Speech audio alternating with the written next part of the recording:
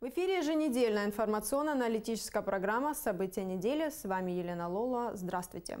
На этой неделе Сухумский городской суд отказал в освобождении от наказания по болезни Ахригопия осужденному на 14 лет по делу о двойном убийстве российского предпринимателя Сергея Климантовича и его спутницы Оксаны Скоредновой.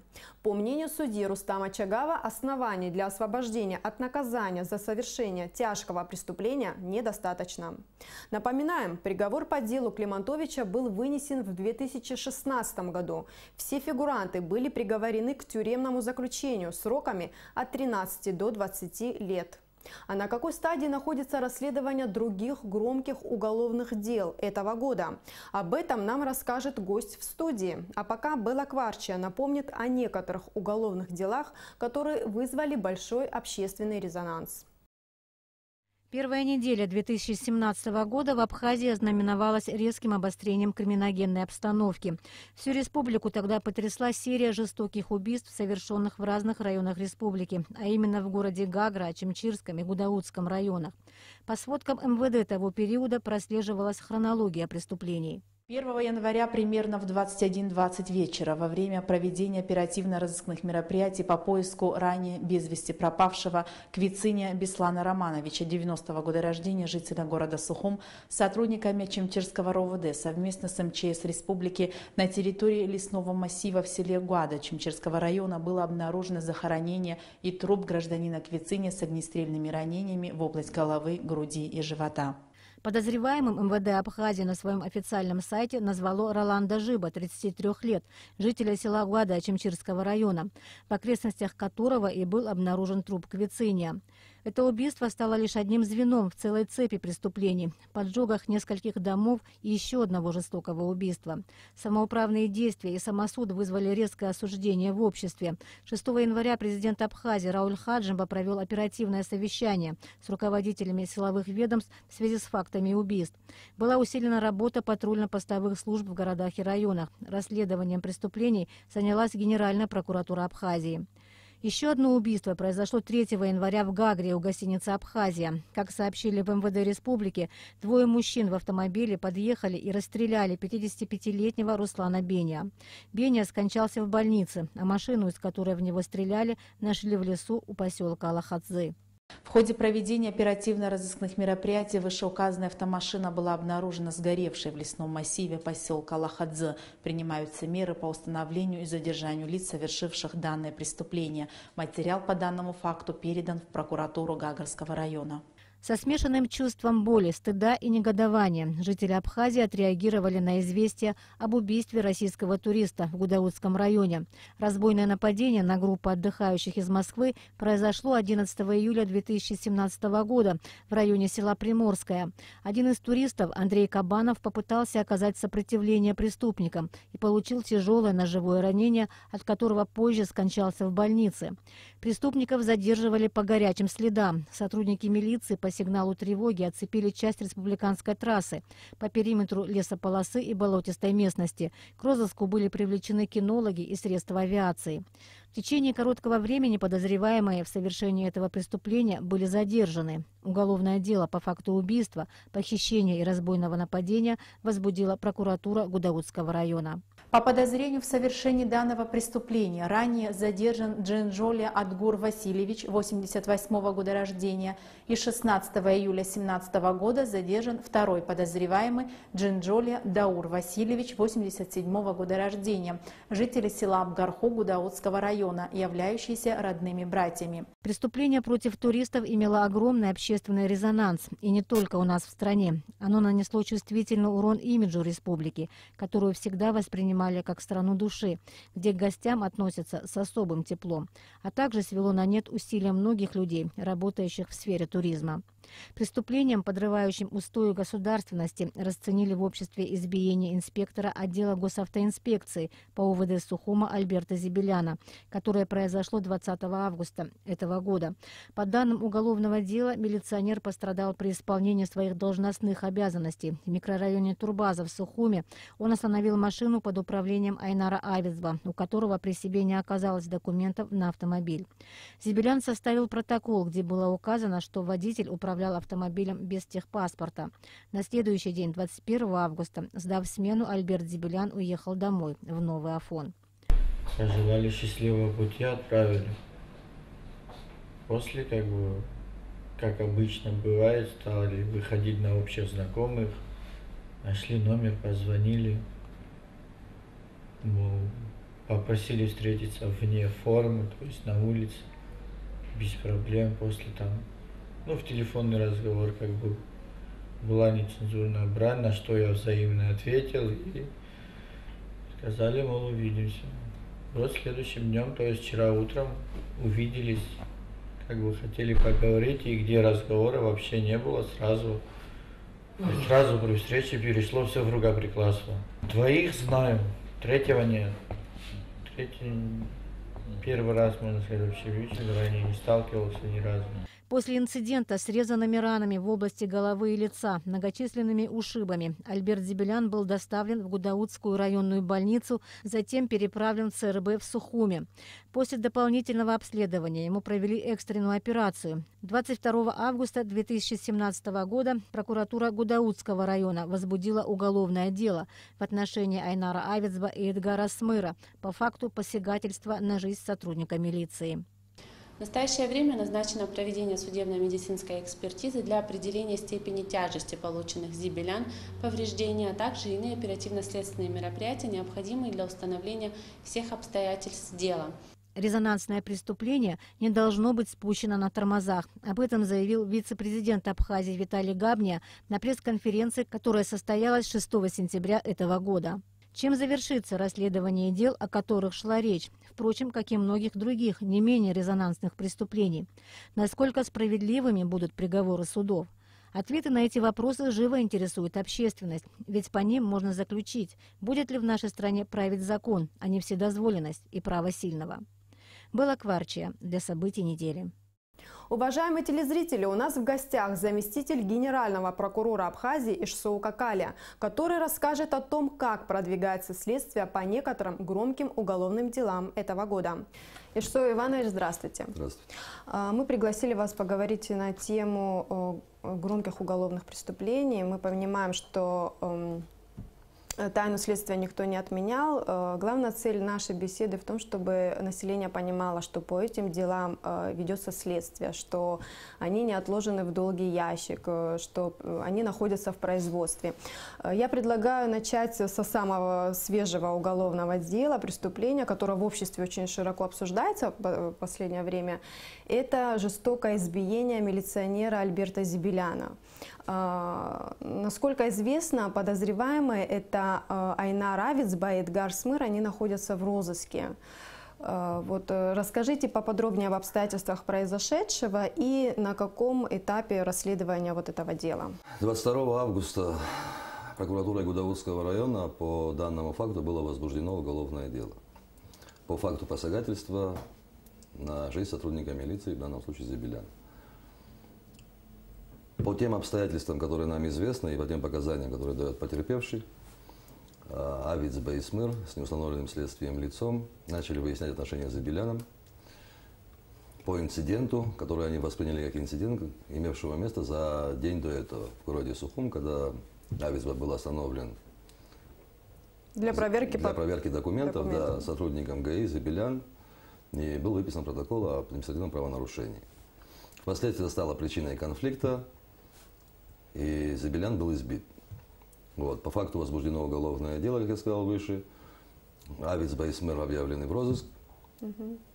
Ведется следствие. По некоторым данным, Зибелян отказывается от дачи показаний или от показаний, которые он делал ранее. Соответствует ли действительности эта информация? Скажем так, он изменил несколько свои показания, но говорить об отказе от дачи показаний в данном случае не приходится. И вообще говорить о каких-то обстоятельствах данного дела, думаю, неуместным, учитывая и тайну следствия, и то, что тем, что сейчас я буду говорить, я могу нарушить права как Зибеляна, так и подозреваемых в данном случае. Поэтому давайте так, дело расследуется. Может ли следствие выяснить, оказывалось ли давление на потерпевшего? Ну, однозначно ответить да, может или да, не может, не приходится. Все зависит от обстоятельств конкретного дела. Вот. Может быть такое, что потерпевший обратился, указал обстоятельства давления, оказываемого на него, применили технические средства впоследствии, закрепили данные факты. Возможно такое. Потом, что понимать под давлением? Как правило, это уговоры, как правило, это убеждения, подключение родственных связей, дружественных связей, ну и так далее. Является ли это давлением? Сложно ответить однозначно. Каждый случай по-своему индивидуален. Есть, когда можно это закрепить, есть, когда возникают определенные проблемы. В Уголовном кодексе есть норма, которую вы, естественно, хорошо знаете. Это прекращение уголовного преследования по делам небольшой или средней степени тяжести ввиду примирения сторон. Вот если оказывается посягательство на жизнь сотрудника милиции при исполнении, вот такая норма, она... Нет. Применяется? Нет, такая норма по данной категории дел не применяется. Что такое вообще посягательство на жизнь сотрудника милиции? Посягательство на жизнь сотрудника милиции, когда сотрудник милиции исполняет непосредственно свои прямые функциональные обязанности. Когда сотрудник милиции находится вне работы, на отдыхе, скажем так, возникает много вопросов. В данном конкретном случае Забелян можно говорить о том, что это стало причиной того, что он исполнял свои служебные обязанности. Есть в этом причинная связь или нет этой причинной связи, покажет расследование. Это зависит от многих факторов, от показаний самого потерпевшего, ну и от многих-многих других моментов. Поэтому давайте на этом остановимся. Дело, следствие ведется. Вот, о том, какие будут результаты, общественность, конечно, будет проинформирована. Против представителей правоохранительных структур применяются противоправные действия. Почему это так стало часто происходить и как на это реагировать? К сожалению, наряду с тем, что фиксируются, участились случаи посягательств на сотрудников милиции, также участились случаи посягательств сотрудников милиции самих. К сожалению, это тоже приходится отметить. Почему это происходит? Что является причиной? Ну, тут однозначно тоже сложно ответить. Там много факторов. Может быть, надзор наш прокурорский недостаточный. Может быть, те замечания, которые мы вносим, не совсем правильно воспринимаются. Может быть много чего. Однозначно очень сложно ответить. Необходим комплекс мер. Необходим комплекс мер. Мы запланировали определенные мероприятия. Бог даст, с Божьей помощью сможем их провести, и по результатам будем смотреть, насколько они эффективны. Вы выше упомянули, что и сотрудники милиции применяют противоправные действия в отношении обычных граждан. Вот один из таких инцидентов случился буквально, вот, не знаю, летом, да, когда на Мюссерском посту были избиты 6 граждан. И инцидент начался в одном из кафе в Гагре. И вот расскажите об этом поподробнее и на каком этапе расследования. Ну, насколько возможно, подробнее расскажу. Насколько возможно, да. Значит, инцидент начался в городе Гагра. Впоследствии получил свое дальнейшее развитие уже на посту Мюссера. Вот, и завершился в дежурной части Гудаутского РУВД. По факту возбуждено уголовное дело. Слава Богу, потерпевшие дали развернутые показания. В настоящее время 4 сотрудника управления уголовного розыска объявлены в розыск. Ведется следствие. Проводятся экспертизы судебно-медицинские, потерпевшим нанесены телесные повреждения различной степени тяжести. Ведется следствие. Слухи о том, что не отреагировали, не сделали, не соответствуют действительности.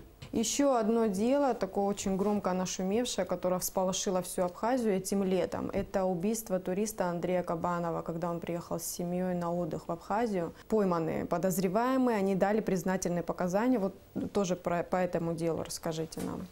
На каком этапе следствия? Происшествие имело место 11 июля 2017 года в селе Приморское Гудаутского района. Как только стало известно о произошедшем, на место выехала оперативная группа, потом были подтянуты основные силы Министерства внутренних дел, службы госбезопасности. Оцепили местность, проводили прочесывание, провели титаническую работу, огромную работу провели. В результате проведенной работы 15 числа был задержан один из братьев Аджинджел. Впоследствии на следующий день был задержан второй. Они дали признательные показания. Более того, указали места, где ими были спрятаны похищенные вещи, они изъяты. Считаю дело доказанным, ведется следствие, будем направлять его в суд.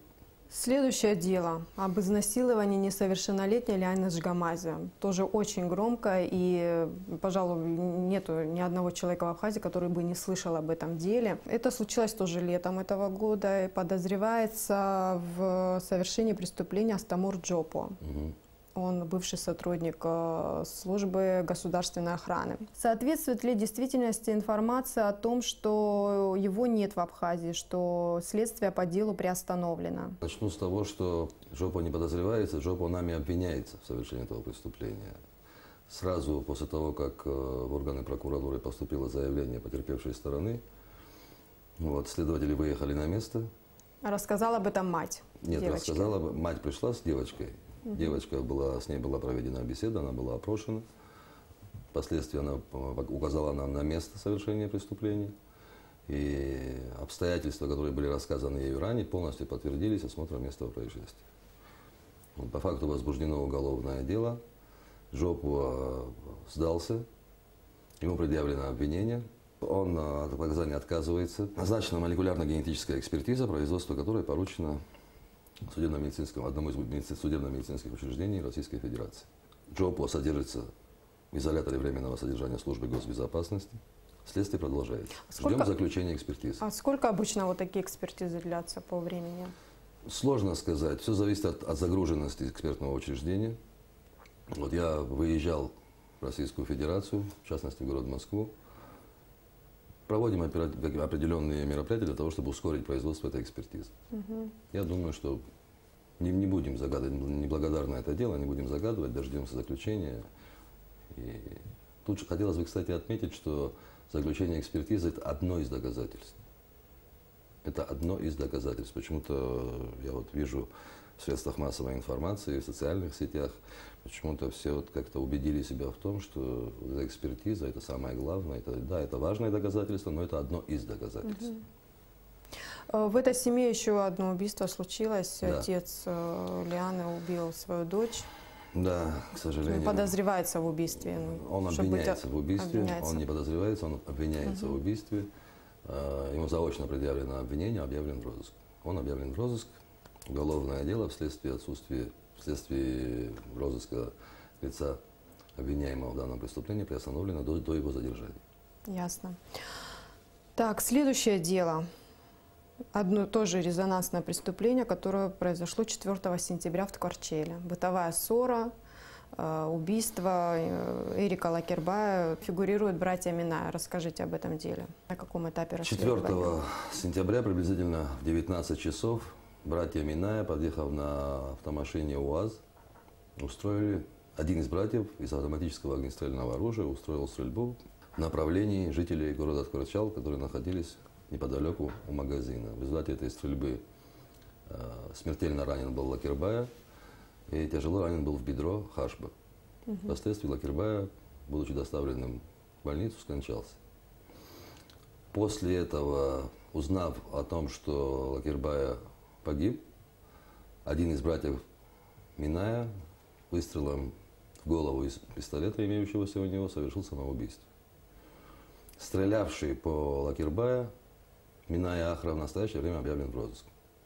Ему заочно предъявлено обвинение. Дело находится в производстве. Скажите, кто занимается розыском? МВД. Оперативные службы МВД. В данном конкретном случае оперативные службы МВД. В первые дни Нового года было совершено страшное убийство, которое повлекло за собой серию самовольных расправ. Я говорю об убийстве Беслана Квиценя, труп которого был найден в лесном массиве в Ачимчирском районе. Были сожжены потом 3 дома родственников подозреваемого в убийстве Беслана Квиценя Жиба, Роланда. Потом было убийство Романа Жиба, было убийство на кладбище. Расскажите об этом деле, на каком этапе расследования? 30 декабря в селе Вада Жиба Роландом было совершено убийство Квицения Беслана. Впоследствии неустановленными лицами в селе Гвада уже 4 января был сожжены дома Роланда Жиба и его родственников. И впоследствии 7 января, Рождество Христово, был сожжен Жиба Роман. Сожжен и застрелен. В настоящее время отдельное уголовное дело по факту убийства Квициния Беслана по обвинению Жиба Роланда направлено в суд для рассмотрения по существу. По факту поджога домов уголовное дело возбуждено в отношении неустановленных следствием лиц, расследуется следственным отделом Ачамчирского отдела внутренних дел. И по факту убийства Жиба 7 января уголовное дело по обвинению Квициния направлено в суд, рассматривается уже по существу. То есть дело уже в суде? Да, 2 дела по фактам убийств находятся в суде, рассматриваются по существу. Дело по факту поджога домов расследуется в Ачамчирах, милиции. Ясно. Такая ситуация. Как обстоит расследование уголовного дела по убийству Чолокяна на маяке? Это дело по факту убийства Чолокяна Рафика Хореновича, если не ошибаюсь. Матасян, в данном случае его супруга, признана потерпевшей, находится на территории Российской Федерации. По данному делу задержан Адлиба, ему предъявлено обвинение. Дело находится на стадии завершения. Мы ждем международный запрос, нами направлен в Российскую Федерацию. Как только он придет, дело завершено, будет направлено в суд, где будет рассматриваться по существу. А потерпевшая находится еще на территории России? Находится на территории Российской Федерации. Судя по всему, на территорию Абхазии приедет не скоро. У нее проблемы со здоровьем и так далее.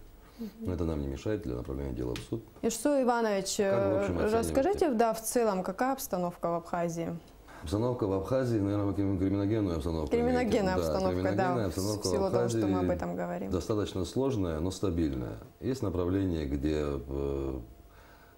можно, как говорится, похвастаться результатами. Есть направления, где есть сложности. В частности, я не могу не отметить активизацию работы УКОН МВД. Очень большое количество наркотиков изъято. Я бы сказал, что беспрецедентное количество наркотиков изъято в этом году, и это радует. Ведется очень серьезная работа, задержано несколько групп распространителей. Удалось задержать непосредственно лиц, осуществляющих так называемые закладки. Я считаю, хорошая работа проведена по розыску, по задержанию разыскиваемых, в том числе и по тяжким видам преступлений, скажем так, тяжелых преступников. Конечно, есть проблемы с раскрываемостью тяжких видов преступлений, в частности, разбойных нападений. Там цифры, конечно, не в нашу пользу. Но есть определенные планы, есть намечены определенные мероприятия. Я думаю, они дадут положительный результат, и нам будет о чем говорить. Говорить о том, что у нас все хорошо и что все у нас, как говорится, на своих местах, к сожалению, не приходится. Но в то же самое время, когда в средствах массовой информации, в социальных сетях, когда обвиняют и порой обвиняют, доходят до абсурда, конечно, неприятно. Вот сейчас в настоящее время подготовлено обобщение. В парламенте создана комиссия. На следующей неделе, вероятнее всего, меня пригласят в парламент, и мы будем там это обсуждать. По наркотикам? По наркотикам. Именно по наркотикам было, до того, как парламент ушел в отпуск, было принято решение провести обобщение по всем фактам возбуждения уголовных дел по данной категории преступлений и по всем приговорам. Это обобщение готово, будет представлено в парламент, и там членами комиссии будем обсуждать, я думаю, каждое уголовное дело и каждый приговор. Там будет дана оценка эффективности работы и оперативных служб, и следственных подразделений, и справедливости и законности вынесенных судами решений. Ишсу Иванович, спасибо, что нашли время, пришли к нам в студию, ответили на вопросы, потому что мы же понимаем, что расследование еще идет, и что не все Генеральная прокуратура может говорить, но спасибо за ваши ответы. До свидания. Всего доброго. Уважаемые телезрители, мы напоминаем, что у нас в гостях был заместитель генерального прокурора Абхазии Ишсоу Какалия. Мы продолжаем выпуск. Церемония возложения цветов к памятнику, установленному на месте гибели мужественной женщины Цацы Казанба, прошла в субботу в Ачамчире. 16 сентября 1993 года, за 2 недели до победы в Отечественной войне народа Абхазии, на главной вокзальной площади города Ачамчира Цаца Казанба была убита и сожжена грузинскими гвардейцами. После возложения цветов к ее памятнику был проведен памятный митинг. Ирина Ажба с подробностями. Отечественная война народа Абхазии хранит немало трагических страниц своей истории. 24 года прошло с того страшного дня, когда молодую женщину, абхазку Цацу Казанба, прилюдно убили и сожгли только за то, что она была патриотом своей родины и отстаивала право жить на родной земле. Вспомнить, какой она была, во что верила и за что погибла, к памятнику в Очамчире пришли ветераны, руководство района, общественность, школьники, родные и близкие Цацы.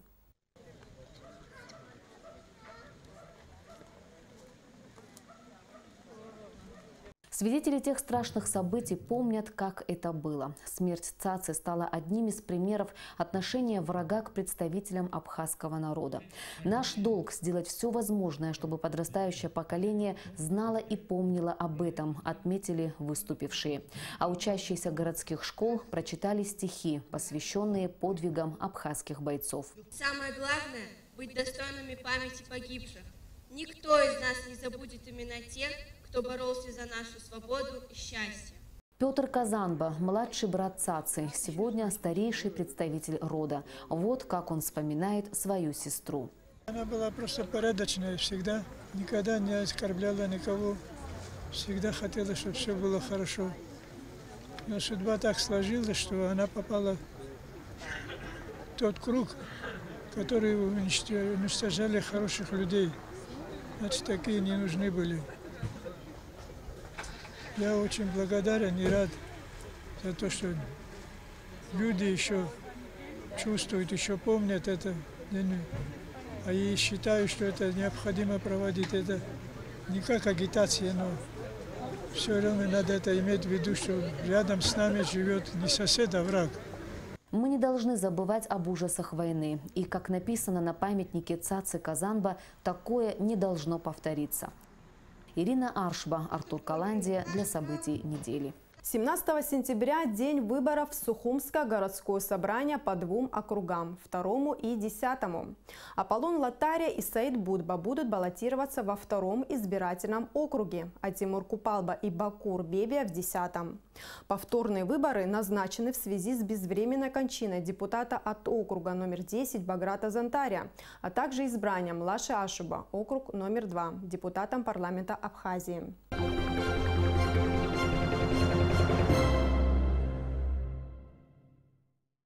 Дмитрий Гвоздава занял 2 место в финальном этапе Кубка России по автогонкам Midget 2L.